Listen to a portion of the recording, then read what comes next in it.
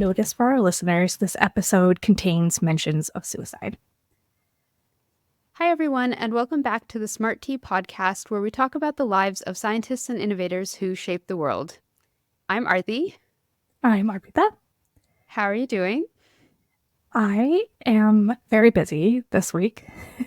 Yeah? I'm heading to Italy tomorrow, and Oh my so gosh. my life is fully in the throes of pre-trip drama, like all the random things that you need to do before you head out on like a long trip. So the to-do list is just like, I gotta finish my laundry, I gotta figure out watching the cats, I gotta figure out like my packing list and what I'm wearing, and oh my god, so many things. Have you ever been to Italy? I have been to Italy. We're going to Como, and I've never been to Como, so yes, that's the other thing. So I'm just like, oh, it's gonna be so hot. What am I gonna wear? My wardrobe is for San Francisco. Yes. Yes. And then I was Googling yesterday. I was like, are there going to be mosquitoes? And then Google gave me varying responses. I'm like, okay, well, now I got to get bug spray. Oh my gosh. You know what, though? I just saw this thing on TikTok where someone said that if you just put vanilla extract and water in a spray bottle and spray it, the mosquitoes will stay away from you. Seriously? And I have not tried it, but they are swearing by it. It's like some girl who lives in Florida and who swears that every summer she's been eaten alive by mosquitoes. And then she saw this hack and she tried it because she was like, I've tried every other bug spray on the market. And all it is vanilla extract and water mixed together. And she's like, it's amazing. And she put a little like cinnamon stick in there. And she's like, I smell great. The mosquitoes aren't bothering me at all. So I don't know. You could try it and see if it is true. Because if so, that sounds amazing. Crazy. Yeah. Okay, well, I want to try that simply because I would love to smell like vanilla and not like sticky bug spray. Yeah. Like, what's the worst? Like, even if it doesn't work, you'll smell amazing. So there you go. That's true. Okay, great hack. I'm looking into that. But yeah, that's what's happening in my life. What about you? What's up with you? I mean, not much. I am really trying not to get weighed down by the political climate of today and right now. I didn't even want to bring it up. I know. I know. I'm just like watching the news and people are going crazy. There's all these conspiracy theories and I'm just sitting here like, what has the world come to? And I have like an intern that I'm working with right now who's writing blog pieces, but he wants to go into politics. Mm-hmm. And I'm just like, why? Like, I mean, we need people like you who will go and fight the good fight. Do need like young, smart, talented people. We really do. We need people so badly. So I admire those people, but I also can't fathom it because I'm really the type of person who just buries their head in the sand and it's just like, I don't see all this craziness that's happening. Please, I live in, a very liberal bubble and I'm very happy here. Please don't. Yeah. I know. It's so hard. Yeah. And then I also feel like I'm very sensitive. So then I feel like the news affects me so deeply. And so then I have to also moderate my consumption. So I totally feel you. Yeah, it gives me so much anxiety. So I'm just trying really hard to, like, I'm in this weird place where I want to be informed about what's happening in the world. But at the same token, I need to take my mental health into consideration. Definitely. And just, so. Definitely. I don't know. But yeah, that's kind of just what's been happening. I feel just a little bit more like it's a little bit more close to home because of the intern that I'm helping right now. So I have to think about the politics a little bit more. And I'm trying to stay focused more on the storytelling and how to like guide him towards making a more compelling story and things like that, rather than what the story is actually about. So definitely. Yeah. Anyway, speaking of stories. I was going to say, I think I have a good one for you that you're going to like. Okay, yes, that'll take my mind off of what's happening in the world. Maybe transport us to a time when scientific discovery was applauded and admired. Yeah, I think you're going to like this one. So our story today is about Ettore Majorana. And he is an Italian physicist who worked on theoretical physics right as it was getting started. But he disappeared under very mysterious circumstances. Oh, So intriguing. we're getting a little true crimey on Smart Tea today. Excellent. It's not a full murder mystery, but it's like a missing person. There's some Yeah. intrigue. Well, these are some of the first podcasts I started listening to, honestly, were Yeah. true crime podcasts. Yeah. When I was like working in the lab, I was like, these true crime podcasts just make the time go so fast. So I'm excited that the two worlds are kind of coming together. I know. That's what I was thinking of too. Okay, so Ettore was born in Catania, Italy, which is just outside Mount Etna, on August 5th, 1906. His mother, Dorina, was from a very wealthy family, and he was raised in this beautiful home with lots of luxuries. And he came from this very crazy, talented, and smart family. So his uncle, Angelo, was very talented and precocious, and he became a lawyer at 16. Oh my God. And he got appointed to be assistant professor at the University of Catania when he was 17. And he published so many books. His uncle, Quirino Majorana, was a physicist at Bologna University, and he was really close to Ettore. And so this is another uncle. Different uncle. A lawyer uncle and now a professor uncle. A physicist uncle, yeah. Physicist uncle. Yep. This uncle was best known for rejecting Einstein's theory of relativity, and he performed a lot of experiments to disprove it.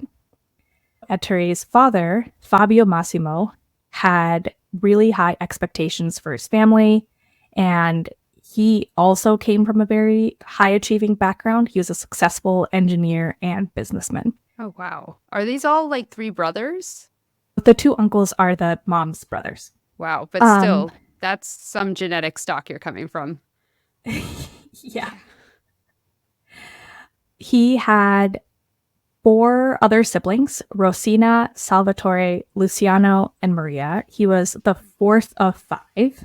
His siblings were all also very brilliant, but I think that would go down quite the rabbit hole. So he grew up very kind of timid and shy. He was a little weird, and overall, this was a very close-knit, like I said, brilliant family. This is a very, very brilliant family. Mm-hmm. So far, this is sounding ideal. This is like a wealthy family in Italy where everyone is just so smart and probably beautiful. Like, that's what I'm imagining in my head anyway, that everyone's That's honestly pretty right. That's we're setting the stage. Okay, great.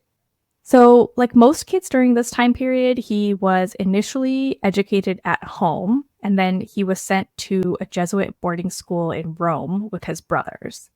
And that being said, homeschool isn't what you would probably think of with like a governess. It was actually really rigorous because, as mentioned, their dad had very, very high standards for them. And he was known for being really tough on his kids, especially when it came to academics. So he probably got a really thorough education, even though he was homeschooled. Mm-hmm. When he was in high school, he transferred to another school in Rome to finish his pre-university education. And the family also moved to Rome so that Ettore could finish his education while still living with his family.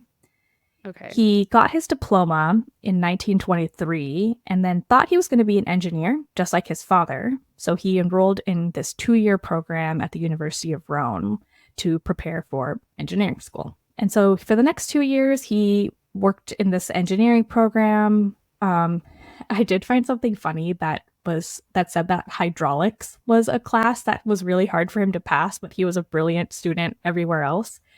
Which I thought was kind of funny. It's like, at least he was human. Like there was something that he like wasn't good at. Hydraulics is his kryptonite. Okay. Yeah, I guess. Great. I mean, hopefully we all have something like that. Yeah. I feel like I have many, but yeah, at least one. But yeah. At least one. Yeah. And then now he hit this inflection point in his life. He meets a man named Emilio Segre. And for maybe people who have already heard of him, he won the Nobel Prize in Physics later on, but he became very good friends with Ettore. So Emilio convinced Ettore that he should leave engineering and do physics with him, study physics instead. Okay. What did he win the Nobel Prize in Physics for? Don't remember. You can look it up. Emilio? Nobel Prize? I feel like I'm going to look it up and I'm not going to know anyway. Emilio Gino Segre, you said? Mm-hmm. Okay, I'm looking it up. He won the 1959 Nobel Prize in Physics for his discovery of the antiproton, which is an antiparticle with the same mass as a proton but the opposite electrical charge. Interesting. Okay. I feel like I haven't studied the parts of an atom since high school. So. As we will discover, neither have I. So Great. Great. so This is really giving like Emmy Noether I'm a vibes. noter. Yeah, Yeah.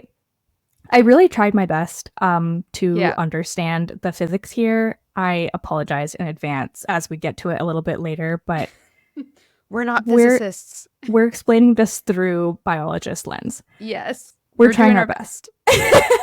We really are. Okay. Yeah. Sorry. Moving forward. No, that's okay. So Emilio convinced Ettore to study physics with him, but it's interesting because it seems like Emilio was just kind of passing the torch because there was this famed physics professor, Enrico Fermi, who did the same thing for Emilio. So Emilio also was enrolled in an engineering program, and Fermi convinced him to join the physics department and thought he would be really good at it. And so then Emilio was like, Ettore, I think you should also join the physics department. And he was trying to loop his friend in. Oh, wow. I have heard of Enrico Fermi, so... Yeah. Yes. Okay. Yes. So, big name in physics. Yeah. And so then Emilio introduced Ettore to Fermi, who was the professor of theoretical physics at the University of Rome. So now they're all working together with Fermi.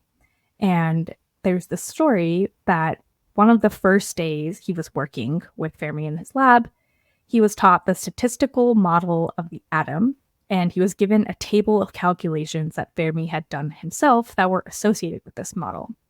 And then Ettore came back the next day with his own sheet of calculations and asked to look at Fermi's work and told him that he was checking Fermi's math and wanted to make sure that the calculations were correct. What? And it seemed like he really trusted his own math, even against this like world-renowned professor. So, oh, wow. I mean, on some level, I do understand that. Yeah. Like, which grad student hasn't at one point believed that they know more than their professor? I think this is fair. This is also maybe like one of his first days in the lab, so that seems like kind of wild behavior when you're still just new. Yeah, that does take a lot of chutzpah. It does. However, there's also a theory from another physicist that I read that he was maybe just working out his own way to do these calculations before he joined the lab. Like he was already sort of interested in this and was just trying to line up if his work was the same as Fermi's work. That is something that other people have posited, but we don't know. I just thought that was a funny story. Yeah, that is pretty funny. That makes sense, though. That would make sense if he was just kind of checking to see if he was on the right track with his own way of doing things. Yeah. So it's 1928. He's joining this physics program at the University of Rome, and he becomes part of this group known as the Via Penispera Boys, who were named for the street where the physics offices were. And so this group included his good friend, Emilio Segre, and so many of them were working together under Fermi. And this group in particular was working mainly to advance the world of particle physics. And this line of research ended up continuing on and eventually enabled the development of the atomic bomb, so in nuclear fission. So that path of research eventually led to this, but they were working on sort of the really early stages of this research. Oh, wow. Okay. Okay, so now here's where you have to bear with me. So then in 1929, Ettore completed his thesis, which was titled The Quantum Mechanics of Radioactive Nuclei. And so the focus of his thesis applied this newly emerging principle of quantum mechanics to understand the behavior of particles that were emitted during radioactive decay of atomic nuclei. So for his thesis, he proposed a theory on alpha decay specifically, which is a specific type of radioactive decay. Okay. And alpha decay is the emission of a helium nucleus from an unstable nucleus. Okay. Helium has 2 protons, right? Correct. Okay. And so you have an unstable... Hang on. So you have an unstable atom, and as it decays, it gives off like 2 protons. Is that right? Which is a helium atom? That is my understanding. But yeah, I don't know. This is where I sort of was just like, this is so beyond my depth. I have no idea what's going on. But yeah, it's Yeah. I have to say, I tried so hard to understand this, Yeah. and I I bet. at No, some it point sounds really was hard. just like, what the fuck is going on? Okay. Anyway, Yeah. so his specific thesis extended this theory of alpha decay to look at the behavior of other particles that get emitted from excited states of nuclei. So alpha decay is something that was known where helium nucleus is emitted, and he's trying to understand the behavior of any other particles emitted during this excited radioactive state. Okay, so if anything besides helium is Correct. being emitted by Yes, decaying nuclei. Okay. correct. Yeah, seems like a reasonable thing to study. Great. Sure. That's what Like we I'm got. yeah, like cuz I'm still not sure why I would wonder why hydrogen is not being emitted cuz that's only one proton, one electron. It would seem like it would also be emitted. Or is that just maybe another type of decay? I feel like I'm probably asking questions that are like not that we really need an expert in here. I have no idea. I That's was fighting for my life trying to figure okay. out all of these physics. So, No, I get that. okay, so after he published his thesis, he decided to stay at the University of Rome and he started teaching there for the next 4 years. And at this point, he really became considered a master in this field of theoretical and particle physics. So, in 1933, he began a new phase of his career. The Italian Research Council gave him a grant to travel to Leipzig, Germany, where a lot of theoretical research was happening. And so once he was Mhm. in Germany, he started working with Werner Heisenberg, who was a leader in quantum mechanics.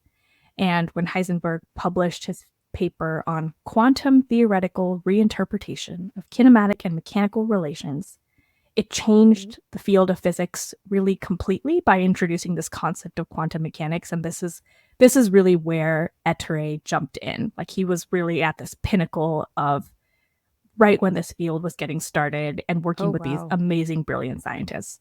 Wow. And he's like late 20s, right? If my math Yeah. is correct. Like he's Yep. already this amazing genius master Yes. in quantum physics. Oh my God. Okay. Yeah. Yeah. Yeah. This guy's for sure a genius. Wow. Go off. All right. So, just to summarize, quantum mechanics is, and this is the definition, I pulled this straight Yes. definition. Yes, please. That's going to be helpful. Yeah, is the science dealing with the behavior of matter and light on the atomic and subatomic scale.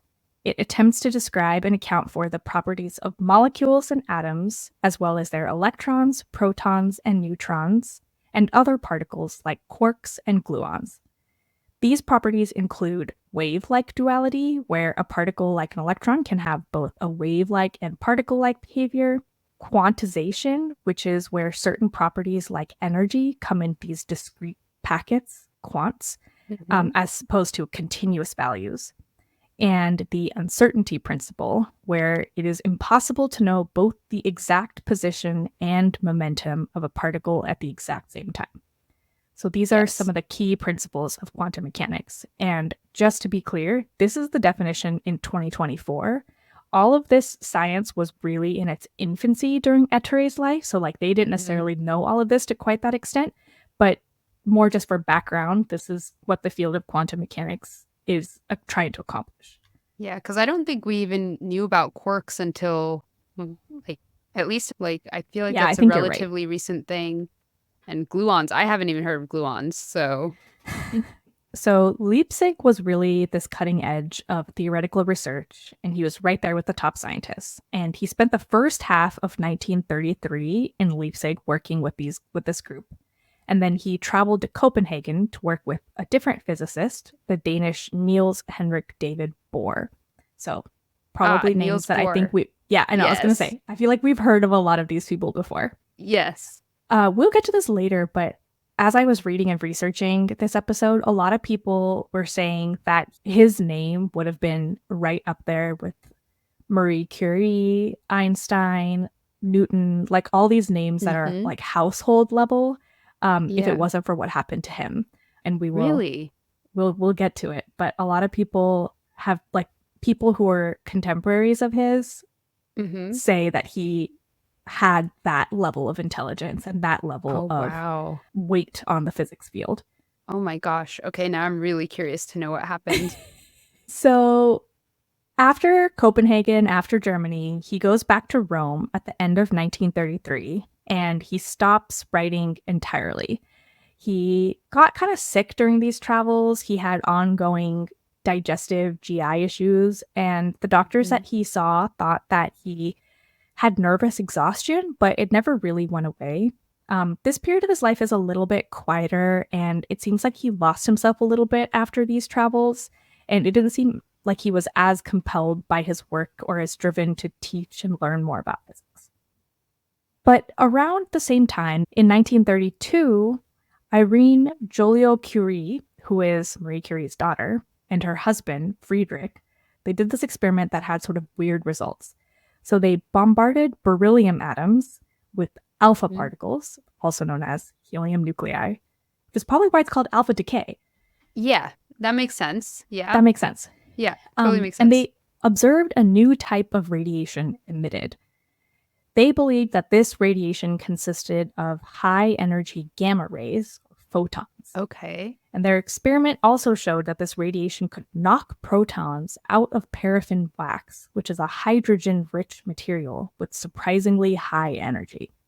And according to the physics that they knew at the time, photons are these little light particles that don't have mass. And so they should not be able to knock out these particles that do have mass from the paraffin. And so the Joliot-Curies published this, but they mistakenly interpreted the particles as photons. So they thought they were shooting light or like photon particles at this paraffin wax and then seeing protons getting knocked off? Close. So they were bombarding beryllium atoms with alpha particles. Okay. And they were noticing that this very interesting type of radiation was being emitted. And so in this case, they thought photons were being emitted. Oh, they thought the photons were being emitted. Okay. Correct. And then that radiation was knocking protons out of the paraffin wax. Oh, interesting. Okay. Yeah. So it's like a little bit of a sequential thing. Yeah. And so they thought these were photons. And then Ettore read this paper and he thought that these particles were more similar in mass to protons because he was like, laws of conservation of mass, that probably makes more sense. Mm-hmm. So he started hypothesizing that there is another particle in an atom, and today we know these as neutrons. And he made this discovery and he told Enrico Fermi about it. He did all these calculations. Fermi was like, amazing, great, publish. Never published. And so ultimately, this discovery was credited to James Chadwick in the UK for discovering the neutron. Oh, wow. So like James Chadwick was doing probably like similar lines of inquiry, but since Ettore didn't publish, Chadwick basically scooped that result. So they weren't working together. They were just concurrently studying the same thing at the same time. And Chadwick published first. Yep. So that's exactly what I was just going to say is it's not really clear what happened. So it sounds like this field was really exploding. And when the Joliot-Curies published and when Chadwick published happened within just a couple months of each other. So Ettore really would have had to jump on it, but he was just kind of wandering at this point. He wasn't super excited about physics. He was sort of dabbling in philosophy, economics, and he couldn't really stick with anything. And he just didn't follow through and publish, even though all of his lab notes show that he actually got to the conclusion faster than James Chadwick did. That's still true today. Like publishing your results are so important. I think that's why, people have started doing things like bioRxiv and stuff where you can just publish without peer review because the peer review process takes forever and then you might get scooped on your result. And I mean, I don't know what it was like back in the 40s, 50s, 30s, something. Yeah. 30s. Yeah. So I don't know how fast or how easy and fast it was to publish then, but just goes to show even back then you needed to be on it. You needed to publish. Otherwise, your name kind of gets lost in obscurity. Completely agree. And that's what happened to him. And understandably, Fermi was pretty upset by this. Oh, yeah, I bet. He's like, you had it. You had it in your hands. And you just, what were you doing? Oh, that must be so frustrating. So then in 1937, the University of Rome opened up some new positions for physics chairs, and Fermi encouraged Ettore to go for one of these jobs. And this finally got him a little bit out of his slump. So he wrote and submitted a paper called The Symmetrical Theory of the Electron and Positron. He didn't get the job, but there's also a little bit of controversy about this paper. Some historians suggested that Fermi might have written the paper himself and submitted it on Ettore's behalf. Oh. And this is debated by physicists who think that Fermi's writings and learnings on neutrons don't match Ettore's lab notes from the same period, so that they weren't actually thinking about and researching the same topics around the same period of time. So it doesn't really make sense that Fermi would have written it. Oh, interesting. Also, they were writing most things by hand, and people have compared the lab notes and notes written by Ettore with the same things that he wrote in the paper, and they don't really think it could be Fermi. And finally, really just from a humanities standpoint, Fermi was a really big name. Like, he was kind of famous, even for his contemporaries. Yeah. And probably had a big ego, and so, like, reasonably, he wouldn't have passed off his work as someone else's, even if he actually cared about Ettore. Like, it seems kind of crazy that that would have happened. So historians think that Fermi wrote it, but then physicists kind of push back and they think that there's no chance. That's so weird. On one hand, I can't really imagine someone like Enrico Fermi, applying for a job on behalf of somebody else. Yeah, it seems kind of crazy. Like, it doesn't matter how much you care about him. Yeah. Yeah, like, I can imagine pushing for a job and putting in a really strong recommendation or something, but actually going behind your back and, like, putting in that kind of effort to try and apply for a job for someone, yeah, that's a bit crazy. No, totally. I agree with you. But ultimately, the reason that he didn't get the job wasn't because the paper wasn't received well or people didn't like the paper. It was because the faculty thought that he had such a singular, narrow level of expertise that he was offered a different position instead. Oh, okay. He started teaching quantum mechanics at the Naples Physics Institute in January 1938. And he was so brilliant that most of his peers, like other physicists, couldn't really follow him, let alone his students. So he did not make an effort to explain really anything in detail to his students. So his students really hated him because they never knew what he was talking about. He was just saying words. Yeah, those professors are the worst. Yeah, Ettore was for sure one of them. Oh no, that's so sad. That's terrible. I'm sorry to whoever was his student back then. It's like, they're brilliant, but at the same time, you're like, come on. Yeah. Like, what are you even talking about? I just want to pass my midterm, please. Seriously. It's like, those people for sure just belong in the lab. Like, yeah. So around the same time as he's teaching at the Naples Physics Institute, he is theorizing about another particle, the neutrino. And this is what he eventually becomes most famous for.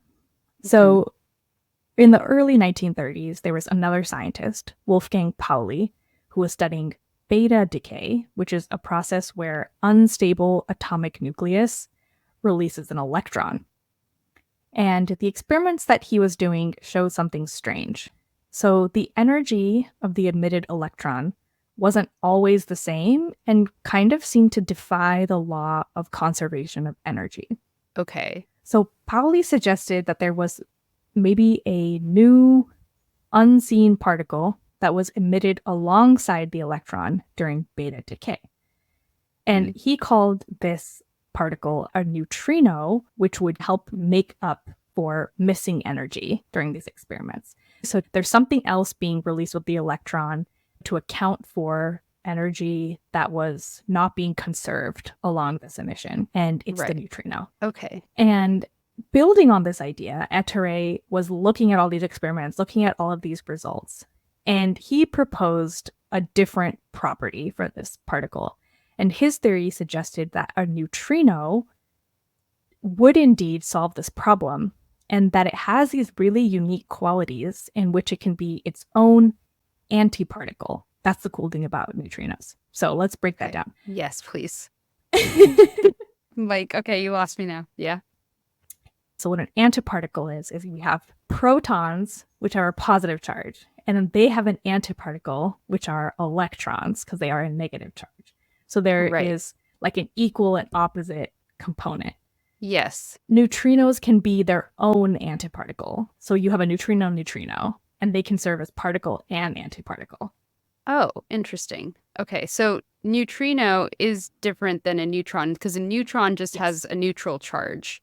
But Yes. a neutrino is one, or like it's like a pair almost. Like you have two neutrinos that one is kind of positive, one is negative. I don't think it's a charge. I think that particles and antiparticles is like you're trying to balance out the scales. It doesn't always have to be a charge. Okay. Does that make sense? Yes. I'm just trying to see Yeah, if I tell can. me if you found something. Yeah, I'm still looking it up. It just says it's electrically neutral, so it doesn't look like it's a charge. Um, yeah, we're starting to get into words I don't know. They're like talking about leptons and stuff. I'm like, what the heck is No, that? see, I tried to Yeah, research this so much, and then I was like, I think I'm just going to keep it simple on purpose. yeah. Oh, so there's neutrinos and antineutrinos, Correct. and they have an oppositely signed lepton number.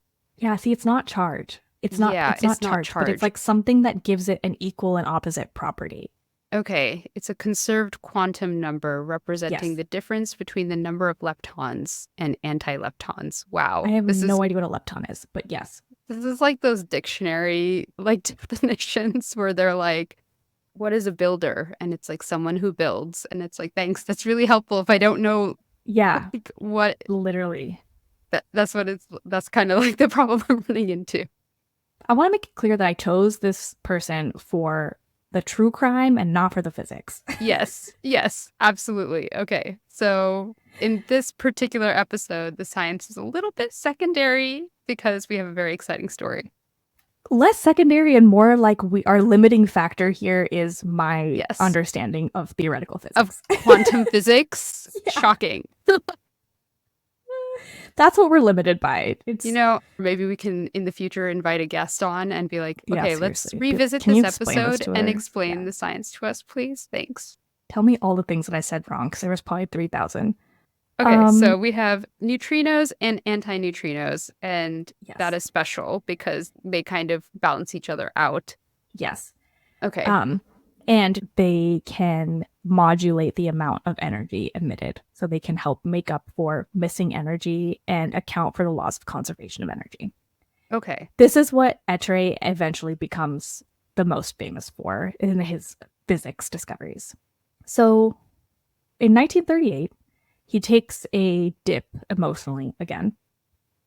He starts having his GI issues again. He starts becoming really reclusive. And even at his very best, he was very introverted and shy. But then he stopped speaking and socializing. And at one point, on March 25th, he withdrew all of his money from the bank. And he sent a note to his boss, the director of the Naples Physics Institute where he was teaching. Mm-hmm. And he said, quote, I have made a decision that was by now inevitable. It doesn't contain a single speck of selfishness, but I do recognize the inconvenience that my unanticipated disappearance may cause to the students and yourself. For this, too, I beg you to forgive me, but above all, for having betrayed the trust, the sincere friendship, and the sympathy that you have so kindly offered me over the past few months. I beg you also to remember me, but all those I've come to know and appreciate your institute in particular. But of all, I shall preserve the dearest memories at least until 11 o'clock this evening and possibly beyond. End quote. Oh, no. But then Okay. he followed this letter with a telegram, and he told the director to disregard the message. I still have concerns. All right. And then he wrote another letter, this time to his family, that read, quote, I've got a single wish that you do not wear black for me. If you want to bow to custom, then bear some sign of mourning, but for no more than 3 days. After that, remember me, if you can, in your hearts, and forgive me. End quote. However, he never actually sent this to his family. Oh, So. okay. But oh no, but that's really not a good mind space. Like I have serious concerns. If I Yes. got that telegram as the head of his institute, I would be like, okay, we need to go find Yes. him right now. Okay, so you and the director are thinking exactly the same. And this is where the true crime bit of this story starts to come into play.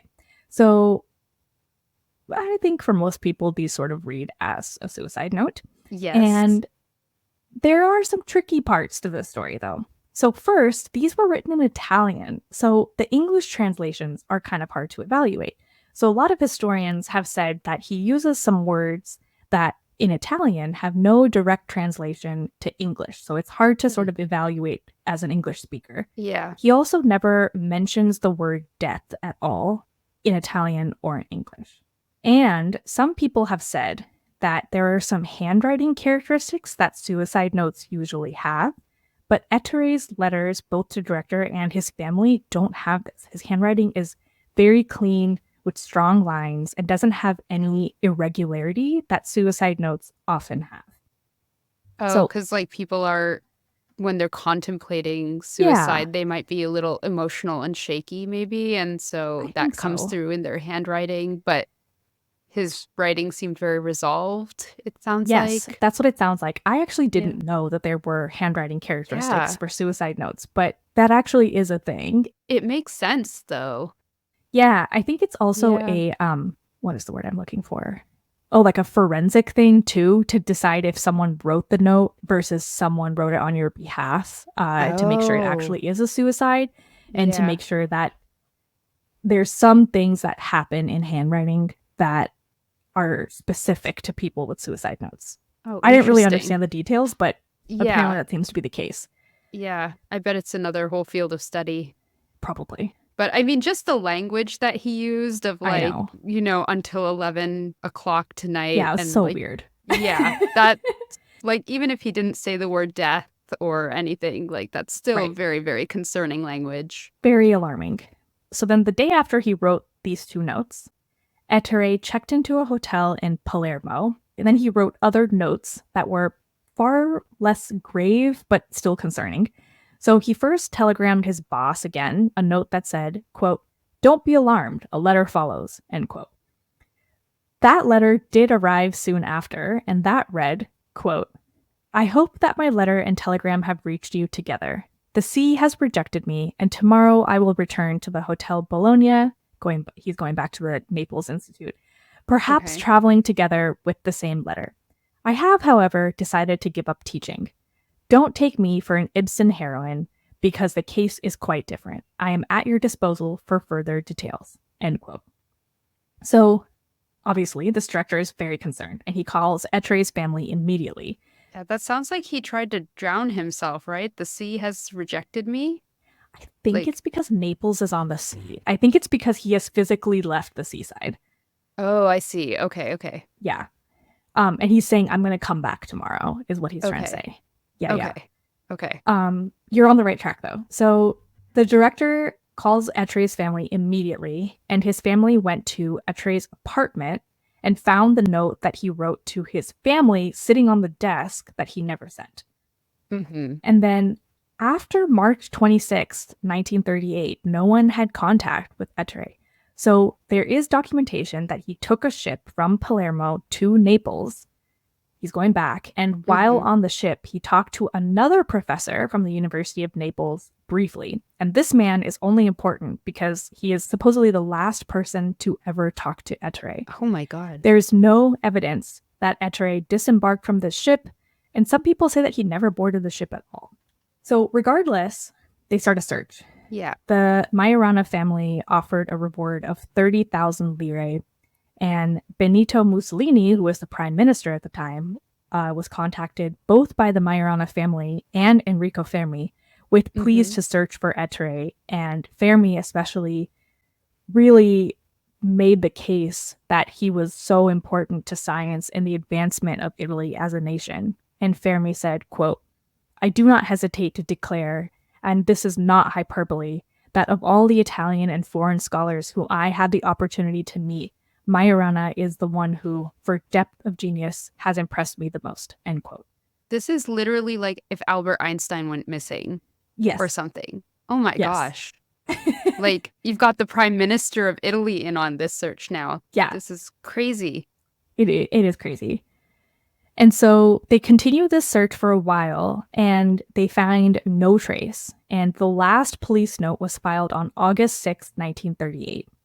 And in December of the same year, the University of Naples made a formal decree that Ettore had resigned on March 25th, which is the day that he wrote that first letter to the director. And they Mm-hmm. cited abandonment of duty. I'm not super clear why they had to do this. I'm like, people think he's dead at this point, but I Yeah. think just for their like internal purposes, they had to like make this decree that he is like no longer in this post so they can open up the position again. Oh, that makes sense. Yeah. Yeah. So he disappeared without a trace. And I think with a lot of stories that are like this, like a missing person case, there are lots of theories about what could have happened to him. Mm-hmm. So the most obvious one is that he died by suicide. And the notes that he wrote his family and his boss, like we said, definitely seem like they are suicide notes. Yeah. However, his family was insistent that as a devout Catholic, he never would have committed the sin of taking his own life. Oh, good And because they point. never found a body, the reigning theory is that he jumped into the sea while on a boat from Palermo to Naples. So that's why I was Okay. saying earlier, I was like, I think he hasn't Oh, jumped yet because he he writes hasn't that jumped letter. yet. Yes, and Yeah. then there's record of him boarding the boat. So it couldn't have happened then, but it might have happened after. But that's still a really good point about him being Catholic, and how it is such a sin to take your life. That is a very Yep. strong point in that favor. It is a strong point. And so to the Catholic point, because he was so well known as a Catholic, there's another theory that he left to go be a monk and join a monastery. And during this time period, a man matching Ettore's description went to a church in Naples and asked to be admitted into the religious order there. And there were apparently some logistics that needed to be worked out for him to join, so he just thanked them and disappeared. And another theory related to his faith, there was a member of the clergy who had taken Ettore's confession in church many, many times, and they talked to Mm-hmm. this guy. And this member of the clergy said that Ettore had often had crises of faith, but that suicide was entirely out of the question. So both of these ideas, the monastery idea and the fact that this clergy member said that this is out of the question, hinge Yeah. on this idea that Ettore saw the destructive power and the work that was being done in theoretical physics, Mm-hmm. and that drove him away from the field that he so excelled in, and he didn't really have any desire to like be a part of it. Yeah. But okay, so I get maybe he didn't commit suicide, but then on the other hand, if he didn't, and if he decided I'm just going to disappear or something, it's an awfully cruel thing to do to your family to just up and disappear and like leave a note like that, knowing that that's the last correspondence that they're going to have from you. Like to just, Yeah. even if you're just like, I'm just going to disappear and I can't kill myself because I'm Catholic and that's a sin. So I'm just going to join a monastery or I'm just going to up and disappear. And to not let your family know, like, hey, I'm okay. I just don't want you to contact me, but I'm all right. I'm alive. I'm doing my thing. Please leave me alone. Just so Yeah. that they have that peace of mind is, I don't know. Like, so then that pushes me back towards like, he must have committed suicide then because, like, who would do that to their family? And the people he's worked with. Like, that's crazy to me. Both theories seem equally implausible at this point. So now I'm like, also, I don't know what happened. Okay, because I have more theories for you. Great. Yes, please. I need more. So, continuing on the fact that he was maybe not interested in this destructive power of physics. So, some Mm-hmm. people are convinced that Ettore decided to disappear because he saw that nuclear forces would lead to nuclear explosives that were many, Mm-hmm. many more times powerful than conventional bombs, and then he just wanted nothing to do with the field. Okay. However, other physicists claim that given the state of the field at the time and the fact that particle physics was just getting started, there's no way that anyone could have predicted that a heavy nucleus could be broken down to trigger nuclear fission. They're like, there's no way you would have made that leap. Even if you were the Italian Albert Einstein. These are just theories. Yeah. Another idea that's become a little bit more popular is that he may have actually been murdered by Nazis. So, Ettore, as you might remember earlier from our story, worked very closely from Werner Heisenberg, who eventually worked on Germany's nuclear weapons project during the Second. War. Okay. And this was based on some of the science that they worked on together. So people who support this theory believe that because Ettore became kind of a loose end, because he kind of disappeared. He went from there to Copenhagen, that he was just after that because he was just kind of a loose end. That's an interesting theory, but then at the same time, those letters really just give me pause. Like, what a coincidence that you wrote those letters about and then how Nazis also murdered you. Yeah. And then, and it just so happens that at that time, that's when, yeah. Oh my gosh. It's such a mystery. That's so confusing. Yeah, it's so interesting. Okay, so then, like a lot of missing person cases, there's all these potential sightings that people report. He was allegedly spotted in a convent in Portici, Italy on April 12th. So this was about 2 weeks after he originally disappeared. And he reportedly came there and asked to join the religious order. And then much, much later in the 1970s, a number of sightings were reported in Argentina. Okay. But this would have been like 30 years later, right? 30 years later, many years later. Yeah. Yeah. It got resurrected.